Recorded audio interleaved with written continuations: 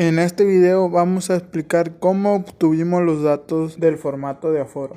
Primero se empieza obteniendo los sondeos, determinando el punto de origen del canal. La profundidad es considerada desde el nivel del agua hasta el fondo del cauce en metros.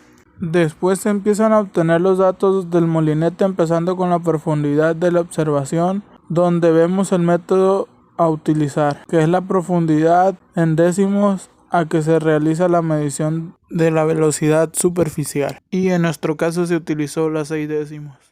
En la columna 4 debe de ir la profundidad en metros a la que se realiza la medición de la velocidad, resultado del producto de las columnas 2 y 3. Y como podemos ver es con la fórmula, pues como antes dicha, profundidad por 60%, lo cual te da la profundidad de medición de velocidad. Luego obtenemos el número de revoluciones obtenidas con el molinete para la columna 5. Para la columna 6 tenemos el tiempo en segundos y obtenemos cuánto dura la observación para obtener las revoluciones. En la columna 7, revoluciones por segundo, tendremos que obtener las revoluciones por segundo, donde tendremos que emplear la fórmula N igual R entre T, que significa revoluciones entre tiempo.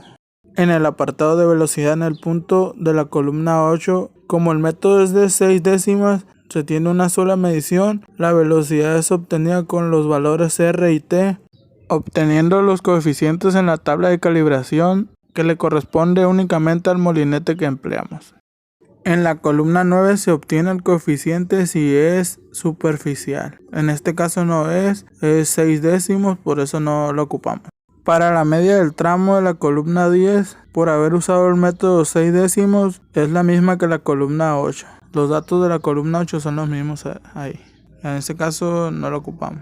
En secciones, la anchura de la columna 11, ancho de franja en metros obtenido restando el límite final al inicial, los cuales están en la columna 1 antes y después de la distancia de origen, correspondiente al aforo. Y para obtener la profundidad media que está en la columna 12, la obtenemos con la fórmula PM igual A más 2 por B más C entre 4, donde PM es la profundidad media de la franja, A profundidad límite inferior y B profundidad vertical donde se realiza el aforo, y la C profundidad límite superior. Sustituyendo los datos a la fórmula tenemos que .70 es la profundidad límite inferior más 2 por B, que sería profundidad vertical donde se realiza el aforo, más 1,42 que es profundidad límite inferior, todo eso sumado entre 4, donde obtenemos el resultado de profundidad media de 0.705. Y en la columna 13, para sacar el área de la franja en sección en metros cuadrados, sale de la columna 11 y 12, que es anchura por profundidad. Ya sustituyendo los datos vemos que 2.4 es la anchura por 0.705 que es la profundidad media. Con eso obtenemos el área de 1.692. Ahora sí nos dirigimos a obtener el gasto parcial. Y para obtener el gasto en metros cúbicos por segundo que pasa por cada sección, se multiplica la columna 8 y 13.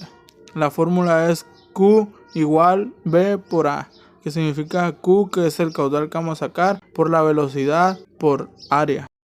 Una vez sustituyendo los datos a la fórmula, tenemos que 0.866 es la velocidad por 1.692 que es el área. Y el gasto parcial que nos da es 1.465 metros cúbicos por segundo para el resultado 1. Y seguimos sacándolo para toda la columna para obtener todos los gastos parciales. Una vez sacando todos los gastos parciales de la columna 14, se suman todos esos datos para obtener el gasto total.